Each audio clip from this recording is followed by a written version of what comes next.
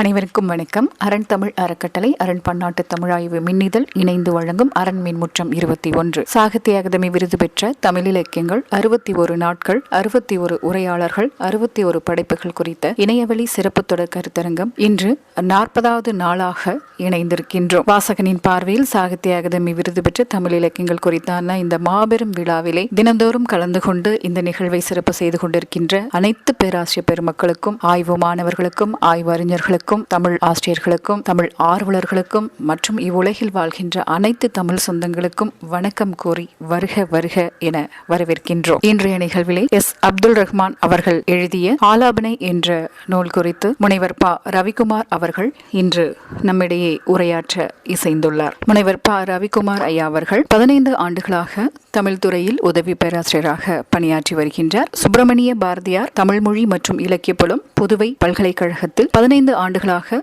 தமிழ் துறையில் உதவி பேராசிரியராக பணியாற்றி வரக்கூடியவர். பல்வேறு விருதுகளையும் பல்வேறு தமிழ் இலக்கிய படைப்புகளையும் படைத்த ஒரு இலக்கியவாதி. சிறந்த திறனாய்வாளருக்கான கவி பேரருவி ஈரோடு தமிழன்பன் விருது, சிறந்த தமிழ் கவிதையாக அனைத்துலக அளவில் உலக தமிழ் செம்மொழி மாநாடு கோவையில் நடைபெற்ற 2010 கோவையில் நடைபெற்ற உலக தமிழ் செம்மொழி மாநாட்டில் தங்க பதக்கமும் ஒரு லட்சம் ரூபாய் ரொக்க பணமும் பெற்றார். இவர் வெளியிட்ட நூல்களாக வாழ்விலிருந்து கண்விழிக்கும் சொற்கள், கலையும் போராட்டமும், கவிதையின் அழியா காதலன், கைரேகை கொடியில் கனவு பூ, பதிப்பித்த நூல்களாக எஸ்போவின் முன்னீடுகள், தம்பி நான் ஏது செய்வேனடா, நேர்காணல் ஆகியவற்றை அவர் எழுதி படைத்திருக்கின்றார்.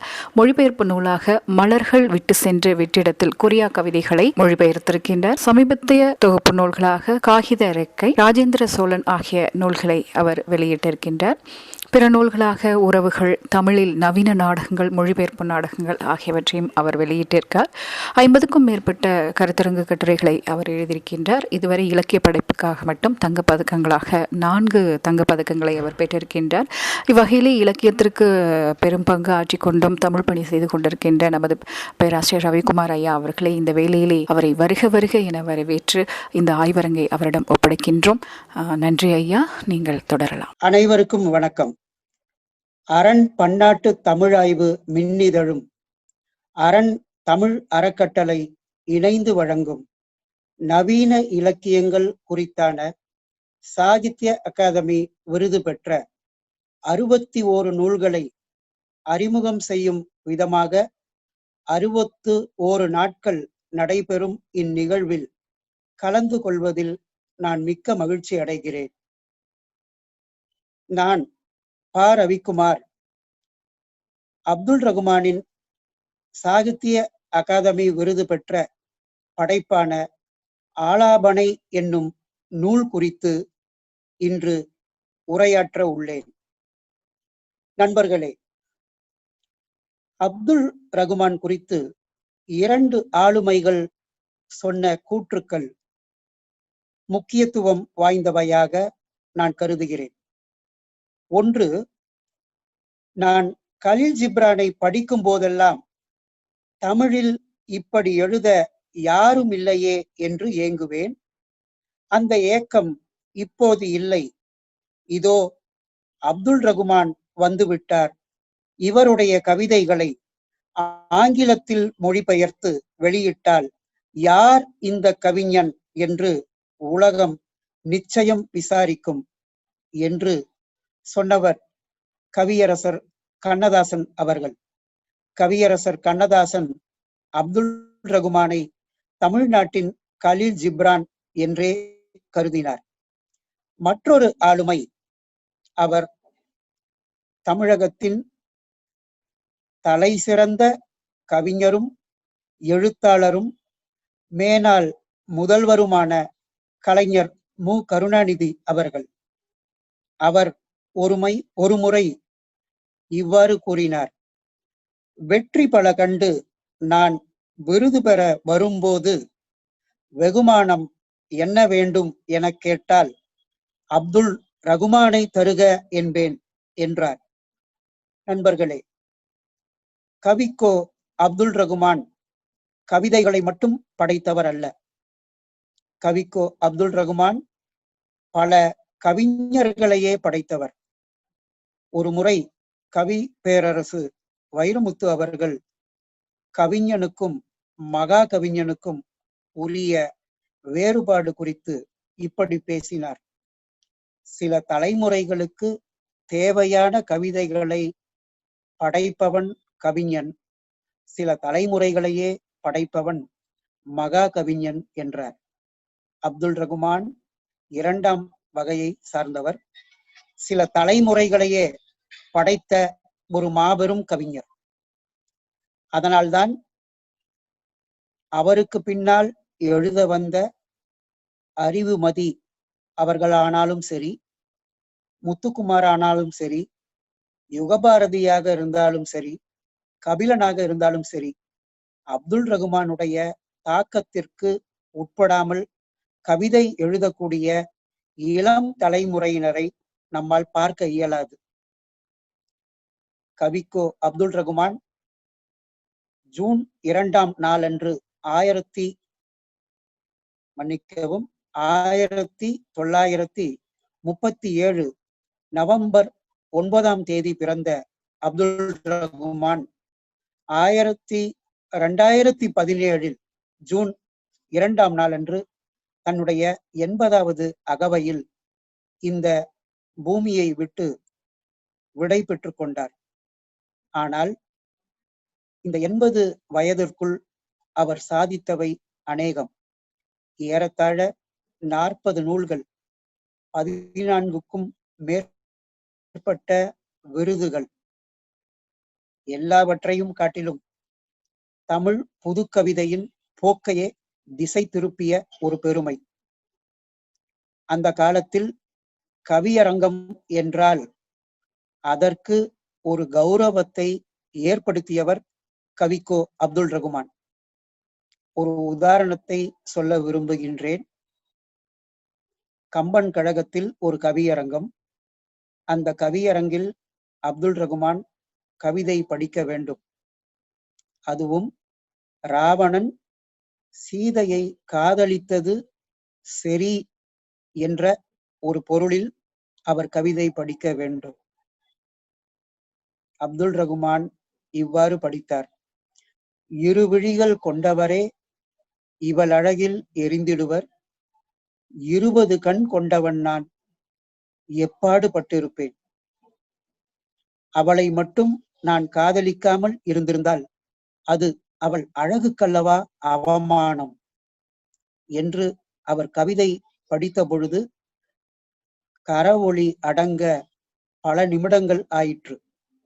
இப்படி கவியரங்குகளில் அப்துல் ரகுமான் சாதித்தவை ஏராளம் என்றாலும் பால் வீதி என்கின்ற தன்னுடைய முதல் கவிதை தொகுப்பின் மூலம் 1974 அறிமுகமானவர் அப்துல் ரகுமான்.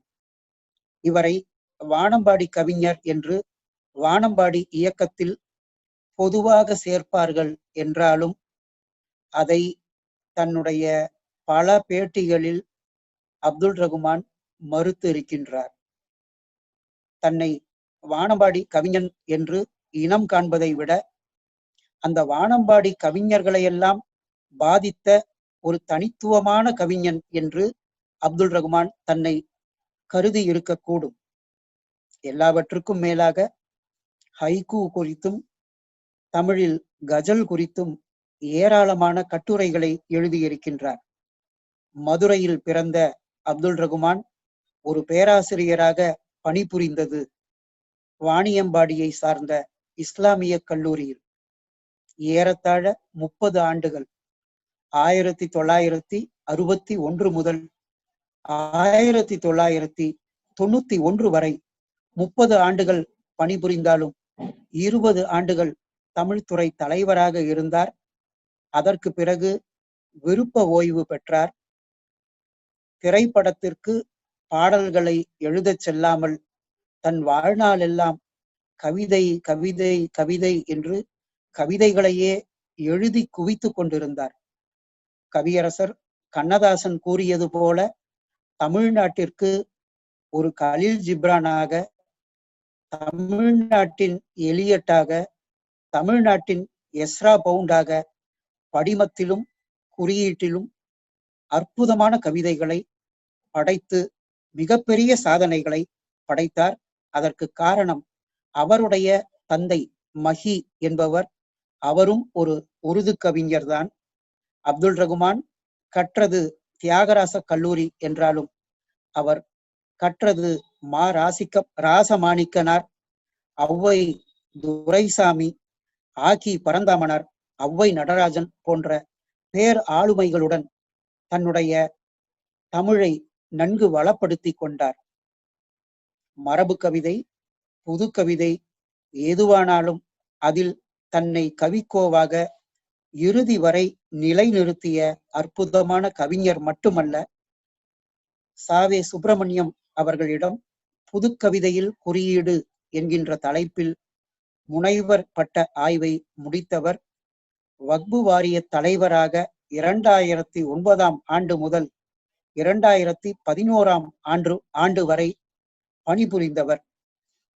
1974 பால் வீதியில் தொடங்கி அதற்கு பிறகு நேயர் விருப்பம், சுட்டு விரல், அவளுக்கு நிலா என்று பெயர் என்று முட்டைவாசிகள், ஆலாபனை, விதை போல் விழுந்தவன், முத்தமிழின் முகவரி என்று பல நூல்களை எழுதியவர். ரவீந்திரநாத் தாகூரின் சித்ரா என்கின்ற நாடகத்தை மிக அற்புதமாக மொழிபெயர்த்தவர். எல்லாவற்றுக்கும் மேலாக கவியரங்குகள் மட்டுமல்ல, ஏராளமான, எனக்கு தெரிந்து ஒரு 50க்கும் மேற்பட்ட மேலை நாட்டு கவிஞர்களை அவ்வளவு அற்புதமாக மொழிபெயர்ப்பு செய்தவர். அவருடைய சில கவிதைகளை சொல்லிவிட்டு இந்த ஆலாபனை என்கின்ற இந்த கவிதை தொகுப்பு ஏன் முக்கியத்துவம் வாய்ந்த தொகுப்பு என்பதையும் சொல்லிவிடுகின்றேன். அப்துல் ரகுமான் ஒரு முறை இப்படி கவிதை படைத்தார். ராவணனுடைய இலங்கையை அனுமன் எரித்து விட்டான். அப்பொழுது அந்த நிகழ்ச்சியை அவர் இவ்வாறு வர்ணித்தார். தென் இலங்கை வேந்தன் திருநீற்று பக்தன் என்று பொன் இலங்கைதனை எரித்து பொடியாக்கி தந்து விட்டேன் என்று மிக அற்புதமாக படித்தார்.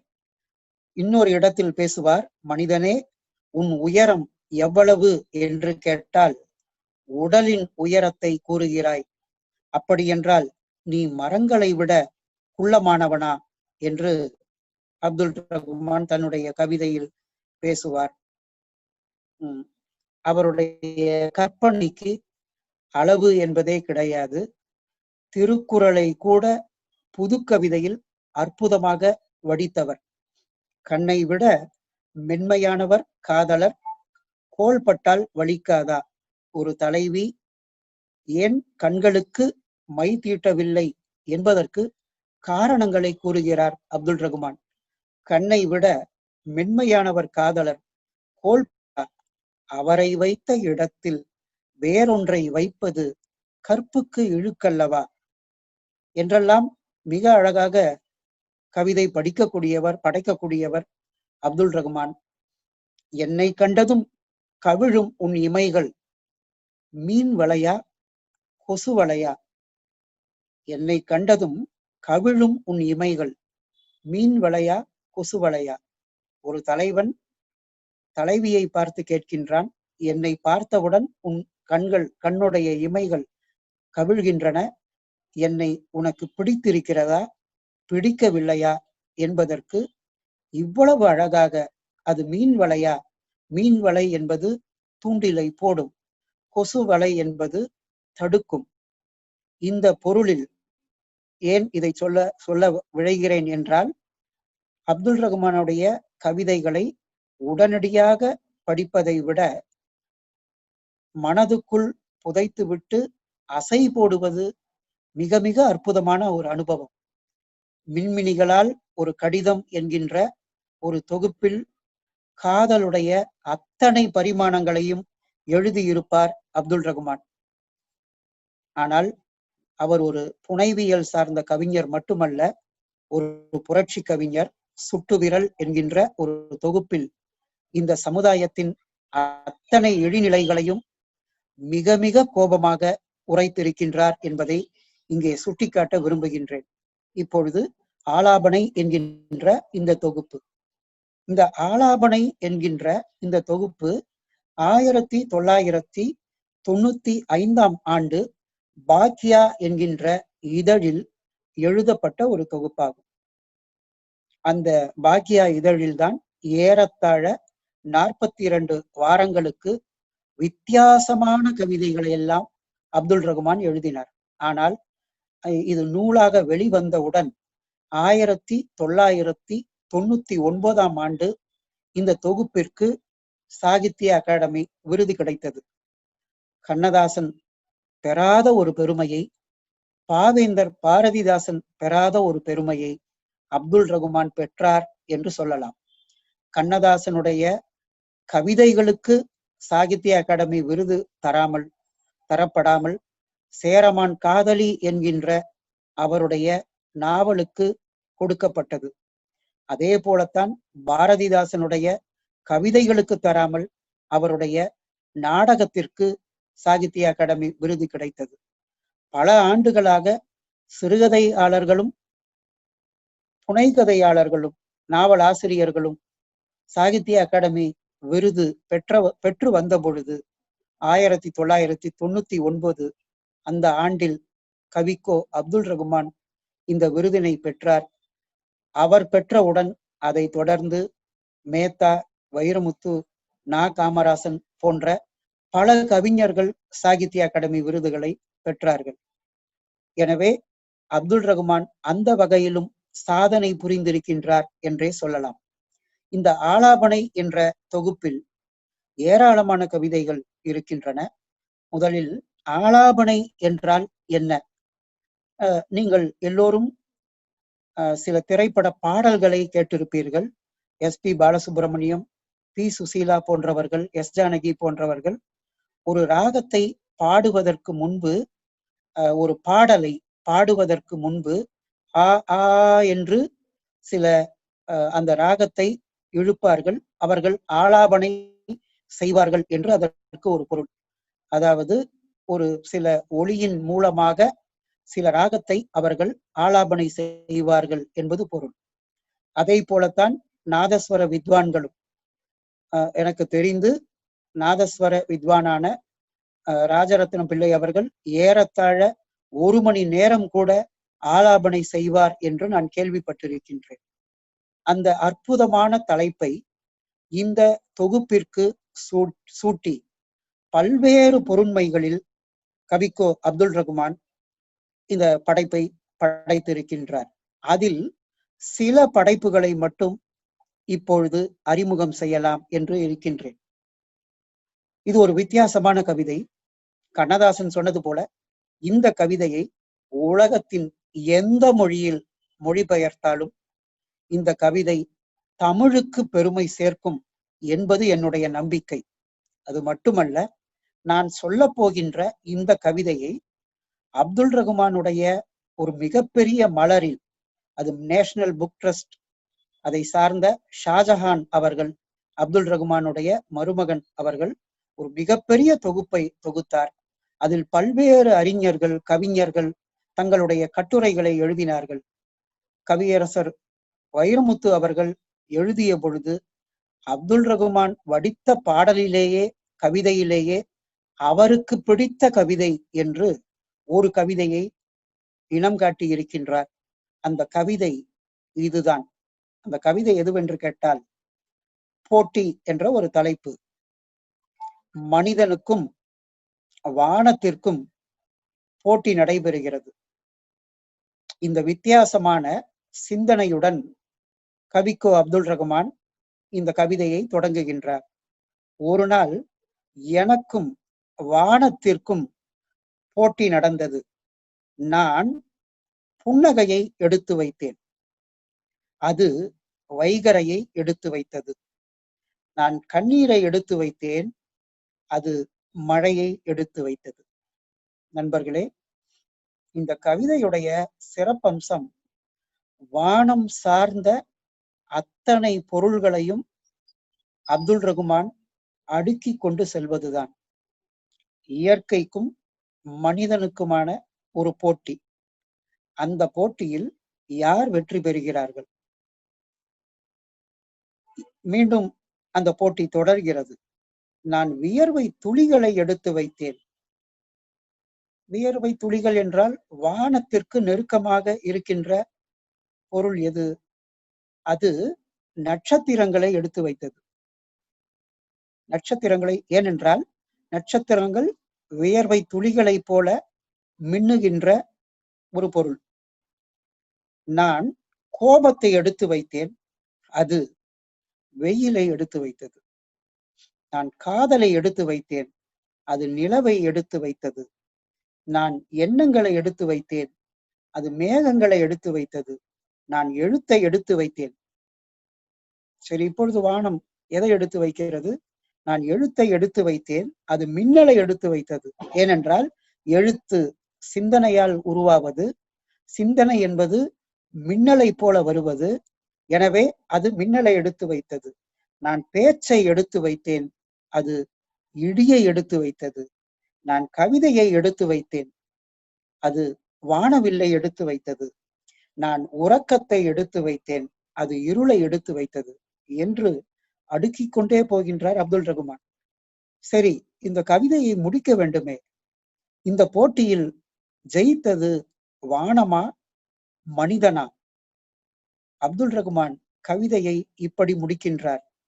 எல்லாவற்றுக்கும் போட்டி போட்டுக்கொண்டு வானம் நட்சத்திரங்களையும் மேகங்களையும் நிலவையும் வானவில்லையும் மழையையும் இடியையும் மின்னலையும் எடுத்து வைக்கலாம். ஆனால் வானம் தோற்று போன இடம் ஒன்று உண்டு. கவிக்கோ அப்துல் ரகுமான் அந்த கவிதையை இப்படி முடிக்கின்றார். இறுதியில் நான் புது புது லட்சியங்களை நோக்கி நடக்கும் என் பாதங்களை எடுத்து வைத்தேன். வானம் தோற்றது.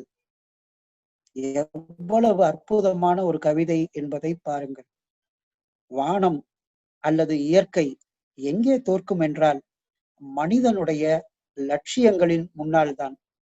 மனிதனுக்கு லட்சியம் வேண்டும் என்று பிரச்சாரம் செய்து கவிதையை வடிக்கக்கூடிய பல கோடி கவிஞர்கள் இருப்பார்கள். ஆனால் அப்துல் ரகுமான் எதை சொல்ல வருகிறார் என்பது மட்டுமல்ல, அதை எப்படி சொல்கிறார் என்பதில் அவருக்கே உரிய ஒரு அழகு இருக்கும். இப்பொழுது அடுத்ததாக நான் சொல்ல போகின்ற ஒரு கவிதை, இதை நான் மிக முக்கியமான கவிதையாக நினைக்கின்றேன். காரணம், கவிக்கோவை குறித்து இன்று வரை பேசியவர்கள், கவிக்கோவை நன்றாக பின்பற்றக்கூடிய கவிஞர், நான் பெரிதும் மதிக்கின்ற அண்ணன் அறிவுமதியாகட்டும், அல்லது அண்ணன் பழனி பாரதியாகட்டும், அல்லது மற்ற கவிஞர்களோ திறனாய்வாளர்களோ கூட அப்துல் ரகுமானுடைய இந்த முக்கியமான கவிதையை எடுத்து காட்டியது இல்லை. இந்த இடத்தில் கவிக்கோ அப்துல் ரகுமான் மறைவதற்கு முன்னால் மிகச்சிறந்த திறனாய்வாளர், தமிழகத்தின் மிகச்சிறந்த திறனாய்வாளராக திகழும் பஞ்சாங்கம் அவர்கள், அவரிடம் எடுத்த பேட்டியையும் நினைவு கூற விரும்புகின்றேன். கவிக்கோவுடன் பஞ்சாங்கம் நிகழ்த்திய ஒரு உரையாடல் ஒரு பெரும் புத்தகமாக வந்திருக்கின்றது. ஆனால் இலக்கிய உலகில், திறனாய்வு உலகில் அது கவனம் பெறவில்லை என்பதற்காக இதை கூறுகின்றேன். ஆனால் பல திறனாய்வாளர்கள் கூட சொல்லாத, எடுத்து கூறாத கவிதையை இப்பொழுது நான் சொல்ல போகின்றேன். இன்னொரு காரணமும் உண்டு. இதை போன்ற ஒரு கவிதையை உலக இலக்கியத்திலும் கூட நான் மிகைப்படுத்தி கூறவில்லை. உலக இலக்கியத்தில் கூட நான் படித்ததில்லை என்று உறுதியாக சொல்லுவேன். அதுதான் என்ற ஒரு தலைப்பு, வாழ்க்கையை பற்றிய ஒரு கவிதை. அந்த கவிதையின் இறுதியில்தான் அது எவ்வளவு மகத்தான கவிதை என்பது தெரிய வரும். வாழ்க்கை குறித்து எத்தனையோ மாமேதைகளும் கவிஞர்களும் உரைத்திருக்கிறார்கள். Life is a tale told by an idiot என்பது வாழ்க்கை குறித்து ஷேக்ஸ்பியர் சொன்ன அற்புதமான கவிதை. மனிதன் குறித்தும் வாழ்க்கை குறித்தும் நான் பெரிதும் ஆராதிக்கும் அம்ருதா பிரீதம் என்கின்ற ஒரு கவிஞர் இப்படி சொல்லி இருப்பார். நான் வாழ்க்கையிடம் அதிகம் சம்பாதித்தேன், அதைவிட அதிகமாய் செலவழித்தேன். இப்பொழுது என்னிடம் எஞ்சி இருக்கும் முதல் இது மட்டும்தான். ஒரு கால்வாசி ஹிட்லர், ஒரு கால்வாசி மஜ்னு, ஒரு கால்வாசி மனு என்று, ஒரு கால்வாசி ஹிட்லர், ஒரு கால்வாசி மனு, ஒரு கால்வாசி மஜ்னு என்பது போல ஒரு கவிதையை எழுதியிருப்பார். இதுவும் அப்துல் ரகுமானுடைய இந்த கவிதையும் வாழ்க்கை குறித்த கவிதைதான். அது நீண்ட கவிதையாக இருந்தாலும் கூட இந்த இடத்தில் கண்டிப்பாக பதிவு செய்யப்பட வேண்டும் என்பதற்காக இதை பதிவு செய்கின்றேன். அப்துல் ரகுமான் உடைய இந்த ஆலாபனை தொகுப்பில் மிக மிக வித்தியாசமான கவிதை என்று நான் கருதுவது இதைத்தான். ஏனென்றால் அவர் விளக்குகள் என்ற தலைப்பிலோ, வகைகள் என்ற தலைப்பிலோ, மாதிரி என்ற தலைப்பிலோ, பல்வேறு தலைப்புகளில் வார்த்தை ஜாலங்களை கொண்டு எத்தனையோ கவிதைகளை படைத்திருக்கின்றார். அப்துல் ரகுமானிடம் நீங்கள் எந்த தலைப்பை கொடுத்தாலும் அதை ஒரு கவிதையாக படைக்கக்கூடிய ஆற்றல் படைத்தவர். அது பயிற்சியால் வருவது. அப்துல் ரகுமானுக்கு இருந்த ஒரு பயிற்சி, அவருக்கு இருந்த படிப்பு, அரபு கவிதைகளையும் உருது கவிதைகளையும் ஆங்கில கவிதைகளையும் பல்வேறு கவிஞர்களையும் மொழிபெயர்த்த அந்த பயிற்சியால் பல்வேறு கவிதைகளை அவர் எழுதி இருக்கலாம். ஆனால் இந்த கவிதை அவ்வளவு எளிதாக வசப்படக்கூடிய கவிதை அல்ல. அவர் கேட்கின்றார், அவர் அடுக்குகின்ற கேள்விகளை பார்ப்போம். அவர் கேட்கின்றார், சமாதியில் மலர்ந்து சிரிக்கும் பூவை பார்த்திருக்கிறீர்களா? இந்த கவிதையை கொஞ்சம் நன்றாக கவனியுங்கள். சமாதியில் ஒரு பூ, அந்த பூவை நீங்கள் பார்த்திருக்கிறீர்களா? கலவரத்தில் கொலையுண்ட பெற்றோர்களின் பிணங்களின் மீது விளையாடும் குழந்தையை பார்த்திருக்கிறீர்களா? நன்றாக யோசியுங்கள். கலவரத்தில் கொலையுண்ட பெற்றோர்கள், அந்த பெற்றோர்களின் பிணங்கள் மீது விளையாடும் குழந்தையை, எவ்வளவு அதிர்ச்சியாக இருக்கிறது. அந்த குழந்தையை நீங்கள் பார்த்திருக்கிறீர்களா? சரி, முதலில் சமாதி, பிறகு பெற்றோர்களுடைய பிணங்களின் மீது விளையாடுகின்ற குழந்தை. அடுத்து கேட்கிறார், வாகன நெரிசல்களுக்கு மேலே சாலையின் குறுக்கே பறந்து செல்லும் வண்ணத்து பூச்சியை பார்த்திருக்கிறீர்களா? நீங்கள் ஒரு சாலையில் செல்கிறீர்கள், இந்த சாலைக்கு குறுக்காக சட்டென்று பறந்து செல்லுகின்ற வண்ணத்து பூச்சி. மின் விளக்கு குமிழ்களை மோகத்தோடு மொய்க்கும் விட்டில்களை பார்த்திருக்கிறீர்களா? பாலகுமாரன் கூட எழுதுவார், முட்டி முட்டி பால் குடிக்கின்றன நீல குழல் விளக்கில் விட்டில் பூச்சிகள் என்று ஒரு கவிதை எழுதுவார். அப்படி அப்துல் ரகுமானும் படைத்திருக்கின்றார். அடுத்துதான் ரொம்ப ஒரு வித்தியாசமான படிவம். நத்தையின் நடை கோடுகள் தற்செயலாய் எழுத்தாவதை பார்த்திருக்கிறீர்களா? சரி, நதி நீரின்றி வறண்டு கிடந்தாலும் நதி என்றே அழைக்கப்படுவதை அறிந்திருக்கிறீர்களா? பாதைகள் பிரியும் இடத்தில் நின்று கொண்டு எந்த பக்கம் செல்வது என்று திண்டாடி இருக்கிறீர்களா? இதெல்லாம் நம் வாழ்க்கையில் ஏற்படுகின்ற அனுபவம். நண்பர்களே, ஒரு கவிதையை நன்றாக அனுபவிக்க வேண்டும் என்றால், நன்றாக உள்வாங்க வேண்டும் என்றால், அதற்கு ஒரே ஒரு வழிதான் உண்டு. அந்த கவிதைக்குள், அந்த அனுபவத்திற்குள், அந்த உணர்விற்குள் நாம் செல்ல வேண்டும். நமக்கெல்லாம் இது வாய்த்திருக்கலாம்.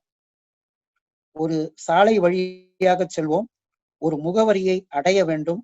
ஆனால் இடது பக்கம் போவதா வலது பக்கம் போவதா என்று திகைத்து நிற்போம். இந்த திகைப்பை ஒரு கவிதையாக ஆக்குகிறார்.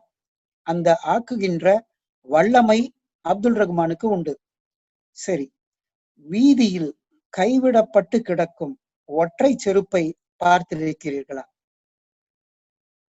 இளம் தூறலும் மஞ்சள் வெயிலும் ஓடி பிடித்து விளையாடுவதை பார்த்திருக்கிறீர்களா? அந்நிய மொழி படத்தை பார்த்து வசனம் புரியாததற்காக வருத்தப்பட்டு இருக்கிறீர்களா? இப்ப அடுத்த வரிதான். இது பெண்ணியல்வாதிகள் இதை மறுப்பார்கள், அல்லது பெண்ணியவாதிகள் இதற்காக முகம் சுளிப்பார்கள். ஆனால் கவிதையின் அழகிற்காக இதை நான் சொல்ல விளைகின்றேன். பெண்ணின் பின்னழகால் கவரப்பட்டு முகத்தை பார்த்தபோது ஏமாற்றம் அடைந்திருக்கிறீர்களா? திருவிழாவுக்கு வேடிக்கை பார்க்க போய் உங்கள் குழந்தையை தொலைத்துவிட்டு தேடி அலைந்திருக்கிறீர்களா? கடைசி பக்கங்கள் கிழிந்து போன துப்பறியும் நவீனத்தை தெரியாமல் எடுத்து படித்திருக்கிறீர்களா? இந்த இடத்தில் நான் ஒரு இடைவெளியை விட விரும்புகின்றேன். கவிதை இன்னும் ஒற்றை வார்த்தையில் முடிய போகிறது. அப்துல் ரகுமான் ஏன் இத்தனை கேள்விகளை கேட்கிறார்? சமாதியில் மலர்ந்திருக்கின்ற பூ, பெற்றோர்களின் பிணங்களின் மீது விளையாடுகின்ற குழந்தை, நத்தை வரைந்த கோடு தற்செயலாய் எழுத்து ஆவது, திருவிழாவுக்கு சென்று குழந்தையை தொலைத்த தவிப்பு, பெண்ணின் பின்னழகால் கவரப்பட்டு முகத்தை பார்த்த பொழுது அடைகின்ற ஏமாற்றம், இப்படியெல்லாம் சொல்லிக்கொண்டே போகின்றார். கடைசியில் கவிதையை இப்படி முடிக்கின்றார். எதற்காக? கடைசி பக்கங்கள் கிழிந்து போன துப்பறியும் நவீனத்தை தெரியாமல் எடுத்து படித்திருக்கிறீர்களா? அதுதான் வாழ்க்கை என்று முடிக்கின்றார். அப்துல் ரகுமான் வாழ்க்கையை எப்படியெல்லாம் பார்த்திருக்கிறார் என்று பாருங்கள். வாழ்க்கை என்பது ஒரு கலவரம், வாழ்க்கை என்பது ஏமாற்றம், வாழ்க்கை என்பது எதிர்பாராத திருப்பம், வாழ்க்கை என்பது நம்மை ஏமாற்றுகின்ற ஒரு தேடல், நமக்குள் இருக்கின்ற ஏமாற்றம், அதே சமயத்தில் நமக்குள் இருக்கின்ற ஒரு தேடல். வாழ்க்கை என்பது எந்த பக்கம் போவது என்று திண்டாடுகின்ற ஒரு தடுமாற்றம். இது எல்லாம் இணைந்ததுதான் வாழ்க்கை. வாழ்க்கை ஒரு பக்கம் பார்த்தால் மகிழ்ச்சி, இன்னொரு பக்கம் பார்த்தால் துன்பம், ஒரு பக்கம் பார்த்தால் ஏமாற்றம், இன்னொரு பக்கம் பார்த்தால் திகைப்பு என்று இது எல்லாம் கலந்த ஒரு கலவைதான் வாழ்க்கை என்பதை இதை விட அற்புதமாக சொன்ன உலக கவிதை எது இருக்கக்கூடும் என்று நான் நினைத்து பார்க்கின்றேன். இப்படி இந்த தொகுப்பில் ஏராளமான கவிதைகள். அதில் என்னை கவர்ந்த இன்னொரு கவிதை, என்னை மட்டுமல்ல, இது ஒரு பெண்ணிய கவிதை என்று சொல்லலாம். அப்துல் ரகுமானிடம் எனக்கு சில கருத்து வேறுபாடுகள் உண்டு. அது அவருடைய முழுமையான இலக்கியத்தை படித்திருந்த காரணத்தால். ஒரு புனைவியல் கவிஞர் என்றாலும் பல கவிதைகளில் அல்லது அவர் எழுதிய பல உரைநடைகளில் ஆணாதிக்க சிந்தனை இருக்கின்றதோ என்கின்ற ஐயம் எனக்கு ஏற்பட்டது உண்டு. இன்னும் சொல்ல போனால் அப்துல் ரகுமான் நான் சொல்ல போகும் இந்த கவிதையை எழுதிய காலகட்டம் என்பது பெண்ணிய சிந்தனை தமிழில் முகிழ்த்த ஒரு காலகட்டம். செகண்ட் செக்ஸ் என்கின்ற நூலை எழுதிய சிமந்தோ போவார் போன்றவர்கள் எல்லாம், இன்னும் பல எழுத்தாளர் எலைன் ஷோவால்டர் போன்றவர்கள் எல்லாம், ஹெலன் சிக்ஸு போன்றவர்கள் எல்லாம் அறிமுகப்படுத்தப்பட்ட ஒரு காலகட்டம். பெண்ணியம் என்ற தலைப்பில் டாக்டர் தேவதத்தா, கமலி போன்றவர்கள் எல்லாம் அன்னை தெரசா பல்கலைக்கழகத்தில் ஆராய்ந்து பல நூல்களை வெளியிட்ட ஒரு காலகட்டம். பெண் எழுத்து என்று பேசிய ஒரு காலகட்டம். பெண்களை இந்த ஆணாதிக்கவாதிகள் எவ்வாறு ஒடுக்குகின்றார்கள், ஆண் எழுத்து என்பது வேறு, பெண் எழுத்து என்பது வேறு என்றெல்லாம் பேசப்பட்ட ஒரு காலகட்டம். அப்துல் ரகுமானுடைய ஒரு நேர்மையை இந்த ஒப்புதல் வாக்கு மூலம் என்கின்ற இந்த கவிதையில் நான் பார்க்கின்றேன். இந்த கவிதையும் தமிழ் இலக்கிய சூழலில் அவ்வளவாக பேசப்படாத ஒரு கவிதை. அப்துல் ரஹ்மான் நீண்ட கவிதையை அதில் எழுதுகின்றார். ஆனால் அதில் சொல்லுகின்றார், ஆண்களாகிய நாங்கள், இந்த நாங்கள் என்று எழுதாமல் நாம் என்று எழுதுவார். நாம் குற்றவாளிகள் தாம், ஒப்புக்கொள்கிறோம் என்று ஒரு வாக்குமூலத்தை அவர் கொடுக்கின்றார். பாலூட்டும் தனங்களை கடித்து ரத்தம் குடித்த அட்டைகள் நாம். பெண்கள்தான், தாய்தான் பாலூட்டுகின்ற அந்த தனங்களை, அந்த தனத்தின் மூலமாக நமக்கெல்லாம் பாலை புகட்டியவள். அப்படிப்பட்டவளுடைய ரத்தம் குடித்த அட்டைகள் நாம். யார்? ஆணாதிக்கவாதிகள். நீ எங்கள் கண்ணாக இருந்தாய், நாம் உன் கண்ணீராக இருந்தோம். நீ எங்கள் ஆடையாக இருந்தாய், நாம் உன் நிர்வாணமாக இருந்தோம். நீ எங்கள் முகவரியாய் இருந்தாய், நாம் உன் முகத்திரையாய் இருந்தோம் என்று சொல்லி அப்துல் ரஹ்மானுடைய ஒரு எப்பொழுதும் அவருடைய கவிதையில் தொன்மங்கள் வராமல் இருந்ததே கிடையாது. தொன்மங்களையும் படிமங்களையும் குறியீடுகளையும் அவ்வளவு அற்புதமாக பயன்படுத்திய தமிழின் மிக முக்கியமான கவிஞன்.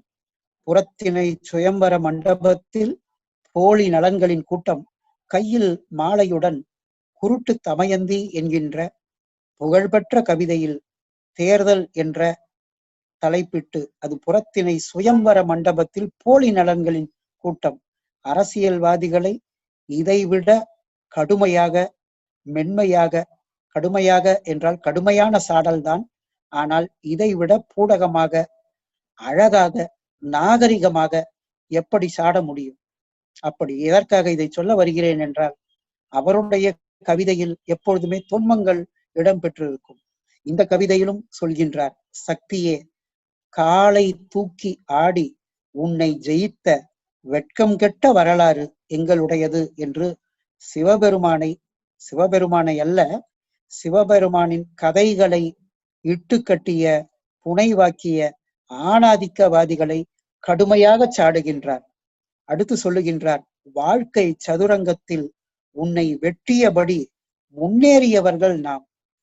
இந்த ஆணாதிக்க வரலாறு முழுவதும் ஆண்கள் பெண்களுடைய வாழ்க்கையை வெட்டியபடி, அதுவும் கூட வாழ்க்கை ஒரு சதுரங்க ஆட்டம். இந்த சதுரங்க ஆட்டத்தில் ஜெயிக்க வேண்டுமென்றால் இன்னொரு காயை வெட்ட வேண்டி இருக்கும். இங்கே பெண்கள் வெட்டப்பட்ட காய்கள். ஆண் தன்னுடைய ஜெயிப்பிற்காக, தான் ஜெயிக்க வேண்டும் என்பதற்காக எத்தனை பெண்களை வெட்டியிருக்கின்றான் என்பதை அவர் பதிவு செய்கின்றார். நாமே நீ இட்ட பிச்சைதான், ஆனால் உன்னை எங்கள் வாசலில் கையேந்தும் பிச்சைக்காரி ஆக்கினோம்.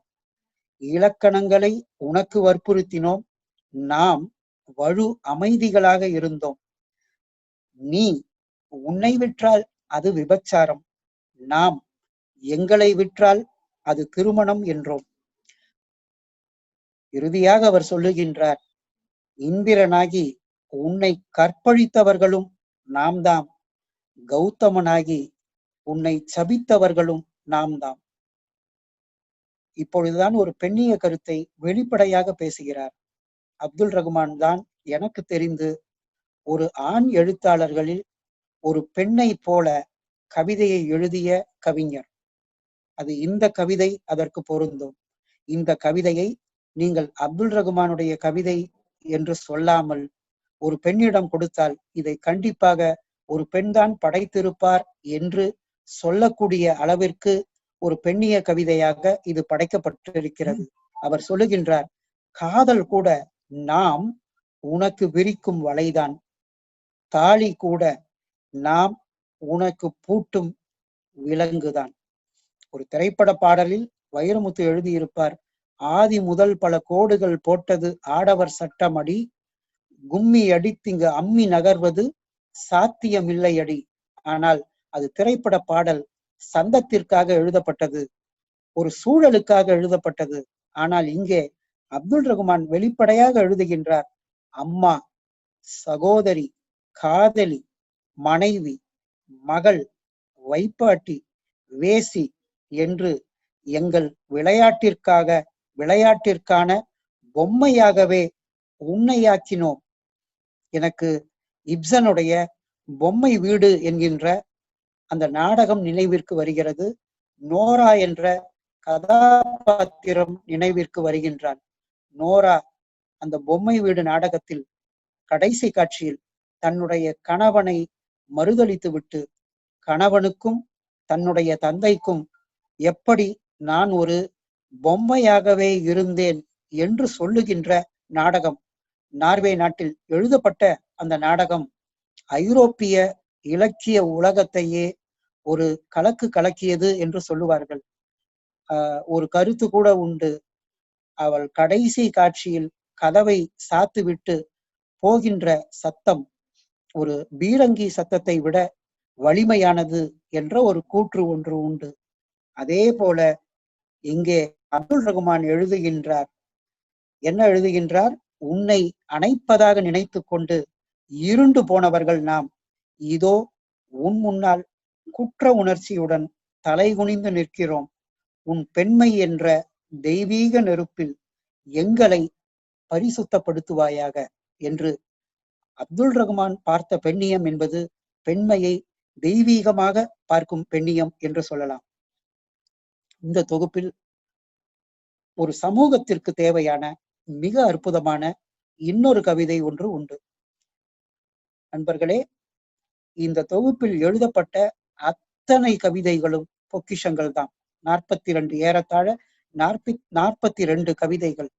மரணம் என்ற அழகு என்று கூட ஒரு கவிதையை எழுதியிருப்பார்.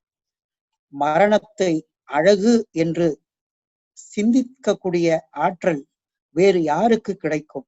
அவர் சொல்லுகின்றார், பகல் மரணமடையவில்லை என்றால் அழகான நட்சத்திரங்களை நீ பார்க்க மாட்டாய்.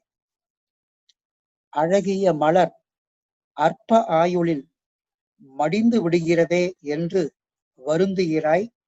மலரின் அந்த அற்ப ஆயுள்தான் அதன் அழகை நீ அதிகமாக ரசிப்பதற்கு காரணமாகிறது. இன்னொரு இடத்தில் சொல்லுகின்றார், விடியலை அழகு என்கிறாய், அது இரவின் மரணம் அல்லவா? மரணம் ஏன் அழகு என்று அப்துல் ரகுமான் எப்படி கருதுகிறார் என்று பாருங்கள். புதுமையை வரவேற்பவனே, பழமையின் மரணம் இல்லை என்றால் புதுமை ஏது? இதுதான் அப்துல் ரகுமானுடைய சிந்தனை. வேறு யாருக்கும், தமிழ் கவிஞர்களில் வேறு யாருக்கும் வசப்படாத ஒரு சிந்தனை. மரணம் என்றால் முடிவு என்கிறாய், அது தொடக்கமாகவும் இருப்பதை நீ கவனித்ததில்லையா? லாஜிக்கா பேசுறாரு. ஒரு பூவின் மரணத்தில்தான் அது தொடக்கம். ஒரு பூவின் மரணத்தில்தான் காய் பிறக்கிறது. கன்னிமையின் மரணத்தில்தான் தாய்மை பிறக்கிறது. மரணம் என்றால் அழிவு என்கிறாய். எல்லோரும் அப்படித்தானே நினைத்துக் கொண்டிருக்கின்றோம். இந்த கொரோனா காலத்தில் கூட மரணம் என்றால் அவரவர்களுக்கு பயம் வந்து விடுகின்றது. மரணத்தை காலனை என் காலருகே வாடா என்று அழைத்த பாரதியின் கம்பீரம் எல்லோருக்கும் வருவதில்லை. பாரதிக்கு இருந்தது கம்பீரம் என்றால் கவிக்கோ அப்துல் ரகுமானுக்கு இருந்தது ஒரு கம்பீர அழகு. மரணம் என்றால் அழிவு என்கிறாய், அது நிறைவு என்பதை நீ கவனித்ததில்லையா? ஒரு ராகம் நின்று போகும்போது, நிறைவடையும் போது நின்று போகிறது அல்லவா? இது எவ்வளவு அழகாக எழுதியிருக்கின்றார் என்று பாருங்கள். இசையை, ஒரு பாடலை, அந்த பாடலுடைய முடிவை, அந்த முடிவுக்கு பிறகு ஒரு ரசிகனுக்கு இருக்கின்ற நிறைவை உணர முடியவில்லை என்றால் இந்த கவிதையையும் நம்மால் உணர முடியாது. அதனால்தான் மரணம் என்ற அழகு என்று சொல்லி, மரணத்தை கண்டு அழுபவனே, மரணம் உன் அறியாமையை கண்டு சிரிக்கிறது. அப்துல் ரகுமானுடைய எல்லா கவிதைகளிலும் இருக்கின்ற ஒரு அற்புதம் என்னவென்றால் அந்த முரண் அழகு. மனிதன் அழும் பொழுது மரணம் சிரிக்கிறது என்பது அப்துல் ரகுமான் விதைத்த சிந்தனை. இதே தொகுப்பில் சமூகத்திற்கு தேவையான அற்புதமான கவிதைகள் இடம்பெற்று இருக்கின்றன. இரவின் கண்ணீர் என்று ஒரு கவிதை. ஒரு கவிதையில், அந்த கவிதையில் அப்துல் ரகுமான் இறைவனிடம் உரையாடுகின்றார். அதுவும் எப்படி? இறைவனுக்கு தொலைபேசி அடிக்கின்றார். ஒரு ராங் காலில் இறைவன் வந்து விடுகின்றான். அது தவறிய அழைப்பு. எப்படியோ இறைவனுடைய இணைப்பு அவருக்கு கிடைக்கின்றது. இறைவனிடத்தில் பல வகையான கேள்விகளை கேட்டுக்கொண்டே வருகின்றார். ஒரு இடத்தில், நீ ராமா ரஹீமா? இறைவனிடத்திலேயே அப்துல் ரகுமான் கேட்கின்றார், நீ இந்துவா முஸ்லிமா என்று கேட்கும் பொழுது இறைவன் அங்கே தன்னுடைய ஒரு இணைப்பை துண்டித்து விட்டான் என்பதாக அந்த கவிதை முற்றுப்பெறும். அதே போல ஒரு கவிதை குருடர்களின் யானை என்ற அற்புதமான ஒரு கவிதை. எல்லோருக்கும் தெரியும், யானை அதனுடைய வடிவத்தை முழுவதுமாக உணர்ந்தவர்கள் ஒருவரும் இல்லை. அந்த குருடர்களின், பார்வையற்றவர்களின், நம்முடைய மொழியில் பார்வையற்றவர்கள் என்று சொன்னாலும் கூட அப்துல் ரகுமான் இதற்கு வைப்பது குருடர்கள் என்ற தலைப்பு. ஏனென்றால் அவருக்கு ஒரு கோபம்.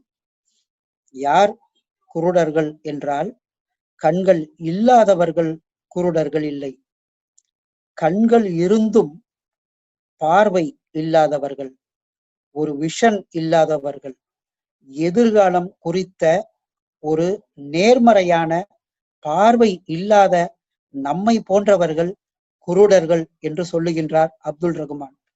அப்படிப்பட்ட குருடர்களின் யானை என்று அவர் சொல்லது எதை? அவர் இப்படி ஆரம்பிக்கின்றார், குருடர்கள் யானையை அறிவார்களா? அறிவார்கள், குருடர்கள் அறிவதை போல. உண்மை என்பது யானை. அவர் எப்படி போடுறாருன்னு பாருங்க. உண்மை என்பது யானை, தத்துவங்கள் எல்லாம் குருடர்கள். இந்த உலகத்தில் எத்தனையோ தத்துவங்கள் இருக்கின்றன. ஆனால் அத்தனை தத்துவங்களும் ஒரே ஒரு உண்மையை, பேருண்மையை கண்டுபிடித்து விட்டோம் என்று சொல்ல முடியுமா? அப்போ தத்துவம் என்பது, தத்துவங்கள் அனைத்தும் குருட்டுத்தனமானவை. ஆனால் உண்மை என்பது ஒன்றுதான் இருக்கும். யானை உரல் போன்றது என்றவன் பொய் சொல்லவில்லை. அப்துல் ரகுமான் இந்த கவிதையை படிப்படியாக, ஒரு லாஜிக்காக, ஒரு தர்க்க ரீதியாக அமைக்கின்றார். அதை உரல் போன்றது என்று சொன்னவன் பொய் சொல்லவில்லை. அவனுக்கு அகப்பட்டது யானையின் கால். உரல் போன்ற ஒன்று யானையில் உண்டு. அவர் அப்துல் ரகுமான் இந்த கவிதையில் ஒன்று சொல்லுகின்றார், உண்டு என்று சொல்பவனும் பொய் சொல்லவில்லை, இல்லை என்று சொன்னவனும் பொய் சொல்லவில்லை. அவரவர்களுக்கு எது தெரிகின்றதோ, எது பாதி உண்மையோ, எதை அவர்கள் அறிந்தார்களோ அதை அவர்கள் சொல்லுகின்றார்கள். யானை உலக்கை போன்றது என்றவனும் பொய் சொல்லவில்லை. அவனுக்கு அகப்பட்டது யானையின் துதிக்கை. உலக்கை போன்ற ஒன்று யானையில் உண்டு. இப்படியே சொல்லிக் கொண்டு வருகின்றார். முரம் போன்ற ஒன்று யானையில் உண்டு. துடைப்பம் அப்படின்றது யானையுடைய காதுகள். யானை துடைப்பம் போன்றது என்றவனும் பொய் சொல்லவில்லை. அவனுக்கு அகப்பட்டது யானையின், அது காதுகள் இல்லை, அது யானையின் வாள். ஒவ்வொரு குருடனுக்கும் ஏதாவது ஒன்று அகப்படுகிறது. நிற்கும் இடத்தை பொறுத்து ஏதாவது ஒன்று அவனுக்கு அகப்படுகின்றது. இது நீண்ட கவிதை. அது ஒரு தத்துவ கவிதை. இந்த ஆலாபனை என்ற தொகுப்பின் தனித்துவம் என்று நான் சொல்ல விரும்புவது, வேறு கவிதை தொகுப்புக்கு இல்லாத ஒரு தனித்துவம் ஒன்றுதான் இருக்கின்றது. அது எதுவென்று கேட்டால், அப்துல் ரகுமானுடைய தத்துவ தேடல்கள். அது ஆலாபனையில் தொடங்குகின்றது. சுட்டுவிரல் என்ற தொகுப்பு சமூகத்தை சுட்டுவிடுகிறது என்று சொன்னால், ஆலாபனை என்பது பித்தன் என்று ஒரு தொகுப்பை எழுதினாரே, அதற்கான ஆலாபனை என்றும் இதை சொல்லலாம். அவர் சொல்லுகின்றார், எல்லா இடத்திலும் உண்மை உண்டு, பொய்யிலும் உண்டு உண்மை. ஒவ்வொரு குருடனும் யானையின் ஒரு பகுதியையே அறிகின்றான். குருடர்களால் முழுமையை அறிய முடியாது. 4 பேர் சொல்லிலும் உண்டு உண்மை, ஆனால் 4லும் இல்லை முழு உண்மை. இதுதான் பிரச்சனை. எல்லோரும் தத்துவவாதிகள். தத்துவம் என்றாலே அது உண்மையுடைய தேடல் என்று நமக்கு தெரியும். தத்துவவாதிகள் அத்தனை பேரும் உண்மைகளைத்தான் சொல்லி இருக்கின்றார்கள். ஆனால் அது முழு உண்மையா என்பது அப்துல் ரகுமான் கேட்கின்ற வினா. அப்படி என்றால் அவர் சொல்ல விரும்புவது, இரண்டும், எது உண்டு என்று நீங்கள் ஒன்றை சொல்லுகிறீர்கள், இல்லை என்று சொல்லுகிறீர்கள், இரண்டிலும் உண்மையின் வெவ்வேறு தரிசனங்கள் உண்டு. முன்பக்கம் நிற்பவன் முகத்தை பார்க்கிறான், பின்பக்கம் நிற்பவன் முதுகை பார்க்கிறான். இது எப்படி கவிதையாகிறது என்பதை நான் பிறகு சொல்லுகின்றேன். இது யானையை பற்றிய கவிதை என்று நீங்கள் நினைக்கக்கூடும். குருடர்களை பற்றிய கவிதை என்று நீங்கள் நினைக்கக்கூடும். இது குருடர்களின் யானை என்கின்ற தலைப்பு பொருத்தம்தான். ஆனால் அப்துல் ரகுமான் சொல்லுகின்றார், பார்வைக்கு அப்பாலும் இருக்கிறது உண்மை. உண்டும் இல்லையும் சேர்ந்ததே முழு உண்மை. எல்லா பக்கமும் நின்று பார்ப்பவனே உண்மையை முழுமையாக தரிசிக்கிறான். யானையிடம் உரல் போன்றதும் உண்டு. உண்டு என்றால் பிரச்சனை இல்லை. யானை என்பது உரலே, உலக்கை அல்ல என்றான் ஒருவன், பிரச்சனை பிறந்தது. இப்பதான் அவரு ஒரு சமூக கவிதையாக இதை மாற்றுகின்றார். யானை என்பது உரலே, உலக்கை அல்ல என்றான் ஒருவன், பிரச்சனை பிறந்தது. எப்பொழுது சமூகத்தில் பிரச்சனை பிறக்கிறது என்றால், பன்முகத்தன்மைக்கு இடம் கொடுக்காமல், நான் நம்புகின்ற கடவுள் மட்டும்தான் முழு உண்மை, உன்னுடைய கடவுள் பொய், என்னுடைய தத்துவம் உண்மை, உன்னுடைய தத்துவம் பொய், என்னுடைய மொழி அழகு, உன்னுடைய மொழி என்பது பொய் என்றெல்லாம் ஒன்றின் மீது அதிகாரம் வரும் பொழுதுதான், அதிகாரம் செலுத்தப்படும் பொழுதுதான் பிரச்சனை பிறக்கிறது. அப்துல் ரகுமான் சொல்லுகின்றார், யானை என்பது உரலே, உலக்கை அல்ல என்றான் ஒருவன், பிரச்சனை பிறந்தது. உரலும் உலக்கையும் மோதிக்கொண்டன. இது ஒரு குறியீட்டான கவிதை. குறியீடு. உரல் ஒன்று, உரல் என்பது ஒரு மதம், உலக்கை என்பது இன்னொரு மதம். மற்றொருவன் வந்தான், யானை நெல் குத்துவதற்கே என்றான். இன்னொருவன் வந்தான், அவன் உரலையே யானை என்றான். தொடங்கியது இருளின் சகாப்தம். கடைசி வரி கவிதை இப்படி முற்று பெறுகிறது, இதுதான் மூட மதங்களின் கதை. மூட மதங்களின் கதை. ஏன் இந்த கவிதையை அப்துல் ரகுமான் எழுத வேண்டும்? மனிதனுக்குள் மனித தன்மையும் இருக்கிறது, மனிதனுக்குள் தெய்வத்தன்மையும் இருக்கின்றது. மதம் என்பதே, சமயம் என்பது மனிதனை பக்குவப்படுத்துவதற்காக ஏற்படுத்தப்பட்டது. இந்த மதம் என்பது மனிதனை பக்குவப்படுத்தி இருக்க வேண்டும்.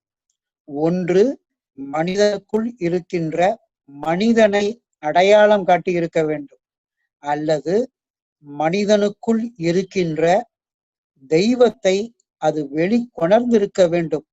ஆனால் நண்பர்களே, வரலாறு முழுவதும் இந்த மதம் செய்த ஒரே வேலை என்னவென்றால், மனிதனுக்குள் ஒளிந்து இருக்கின்ற மிருகங்களை அடையாளப்படுத்தியது.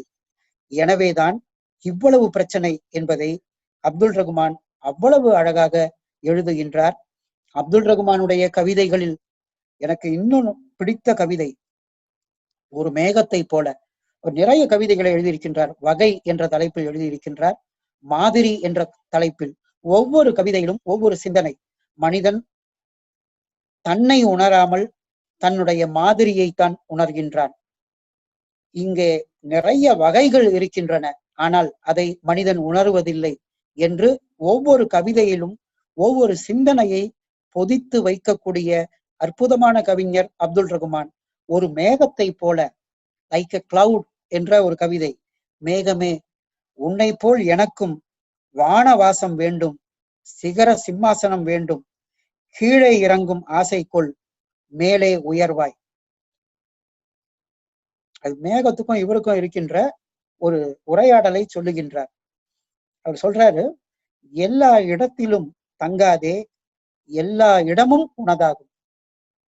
அப்துல் ரகுமானுடைய செய்தி ஆலாபனை கவிதை தொகுப்பில் அவர் தற்கொலை என்ற ஒரு கவிதையும், தற்கொலை செய் என்ற ஒரு கவிதை இருக்கின்றது. அது தற்கொலை செய்வது அல்ல. தற்கொலை என்பது அவர் சொல்ல விரும்புவது நான் என்கின்ற அகந்தையை அழிப்பது. நான் என்பதை அழித்து விட்டால் எல்லா வளமும் உனக்கு வரும் என்பதுதான் கவித்துவமாக ஆலாபனை தொகுப்பின் மூலம் அப்துல் ரகுமான் இந்த தமிழ் சமூகத்திற்கு சொல்ல விழைகின்ற செய்தி. அதை இப்படி சொல்லுகின்றார், எந்த இடத்திலும் தங்காதே, எல்லா இடமும் உனதாகும். மேகமே, உன்னை போல் அந்தியோடு ஹோலியாடி 1000 வண்ணங்களில் நனைய வேண்டும். இது மனிதனுடைய ஆசை. அதுக்கு மேகம் சொல்லுது, நிறமற்றவனாக இரு, எல்லா நிறமும் அடைவாய். மேகமே, உன்னை போல 1000 வடிவ அழகு எனக்கு வேண்டும். 1000 வடிவங்களில் அழகு வேண்டும் என்றால் மேகம் சொல்லுகின்றது, வடிவமற்றவனாக இரு, எல்லா வடிவமும் பெறுவாய். எவ்வளவு அற்புதமான சிந்தனைன்னு பாருங்க. கலீல் ஜிப்ரானுக்கு நெருக்கமாக, சொல்ல போனால் சில இடங்களில் கலீல் ஜிப்ரானை மிஞ்சுகின்ற ஒரு கவிஞராக அப்துல் ரகுமான் இங்கெல்லாம் காட்சி தருகின்றார். மேகமே, உன்னை போல 7 வர்ண வானவில் எனக்கும் வேண்டும். கண்ணீர் துளிகளால் நிரம்பி இரு, வான ஒளியின் ஸ்பரிசத்திற்கு இடம் கொடு, உனக்கும் வானவில் கிடைக்கும். நீ கண்ணீர், மனிதன் என்பவன் கண்ணீர் துளிகளால் நிரம்பி இருக்க வேண்டும் என்று சொல்லுகின்றார். மேகமே, உன்னை போல எனக்கும் இடிக்குரல் வேண்டும் என்று மனிதன் கேட்கின்றான். தர்ம ஆவேசத்திடம் சப்தங்களை பழகு, உனக்கும் இடிக்குரல் வாய்க்கும். இந்த வரியில் அப்துல் ரகுமான் என்ன செய்தியை சொல்ல விரும்புகின்றார் என்பதை பாருங்கள். ஒவ்வொரு மனிதனும் தான் வாழ வேண்டும் என்றால் தான் மட்டும் யோகியனாக இருக்கக்கூடாது. அவனுக்குள் ஒரு அறச்சினம் வேண்டும். மேகத்திடமிருந்து இடியை வரம் கேட்டால் அவனுக்கு தர்மாவேசம் என்கின்ற அந்த ஆவேசம் வேண்டும். மேகமே, உன்னை போல எனக்கும் மின்னல் எழுத்து வேண்டும். அதுக்கு மேகம் சொல்லுகின்றது, உன் சொந்த நெருப்பால் எழுத பழகு. இதுதான் அப்துல் ரகுமான் கவிஞர்களுக்கெல்லாம் சொல்ல விழைகின்ற ஒரு செய்தி. சொந்த நெருப்பால். நம் இதயத்திற்குள் சில நெருப்புகள் உண்டு. அந்த நெருப்பை எடுத்து நாம் எழுதும் பொழுது உன் எழுத்தும் மின்னலாகும். இது மேகம் சொல்லுகின்ற வார்த்தை. சொந்த நெருப்பால் எழுத வேண்டும். நெருப்பை கூட நாம் கடன் வாங்கி கொண்டிருக்கின்றோம். சொந்த நெருப்பால் எழுத வேண்டும் என்றால் என்ன பொருள்? இது பாரதி சொன்னதுதான். தீ போல கனல வேண்டும் என்றான் பாரதி. தீயே, நின்னை போல கனல வேண்டும் என்றான் பாரதி. நமக்குள் அந்த நெருப்பு வேண்டும். மேகமே, உன்னை போல் நானும் மழையாக வேண்டும் என்று கேட்கின்றார். உன்னை கேட்பவர்களுக்கு உன்னை முழுமையாக தர ஒப்புக்கொள், நீ மழையாவாய். மேகம் எவ்வளவு அழகாக பேசுகின்றது. அல்லது மேகத்தின் மூலமாக அப்துல் ரகுமான் எவ்வளவு அற்புதமாக பேசுகின்றார் என்று பாருங்கள். உன்னை முழுமையாக ஒப்படைப்பதற்கு தயாராக இருக்க வேண்டும். மழை யாரிடமும் எதையும் எதிர்பார்ப்பதில்லை. இத்தனை துளிகளை நான் உங்களுக்குள் பொழிகின்றேன், எனவே எனக்கு இவ்வளவு கொடுங்கள் என்று மழை எந்த மனிதனிடமும் கேட்பதில்லை. மனிதன் மழையாக வேண்டுமென்றால் மழையை போல் தன்னை முழுமையாக எல்லோருக்கும் தருவதற்கு தயாராக இருக்க வேண்டும். இப்படி இந்த கவிதையில் மிக அற்புதமாக இந்த மிக அற்புதமாக என்றால் சொல்வதற்கு வார்த்தை இல்லை என்றுதான் சொல்ல வேண்டும். அதிகாரம் என்ற தலைப்பிலும் எழுதியிருக்கின்றார், வீழ்ச்சி என்ற தலைப்பிலும் எழுதியிருக்கின்றார். அப்துல் ரகுமான் எந்த தலைப்பில் எழுதினாலும், நீங்கள் எந்த தலைப்பில் அவர் சிந்தித்தாலும் அவை யாவும் கவிதையாகவே இருக்கின்றன. அதற்கு காரணம் அவர் சிந்திப்பதெல்லாம், அவர் எண்ணியதெல்லாம், அவர் எழுதியதெல்லாம் எல்லாமே கவிதைகளாக இருக்கின்றன. அப்துல் ரகுமான் போன்ற ஒரு சில கவிஞர்கள் தான் கவிதைகளுக்காக வாழ்ந்தார்கள். கவிதைகளுக்காக தங்கள் வாழ்க்கையை பலி கொடுப்பவன் எவனோ அவனே எதிர்காலத்தில் கூட மகாகவியாக மதிக்கப்படுவான்.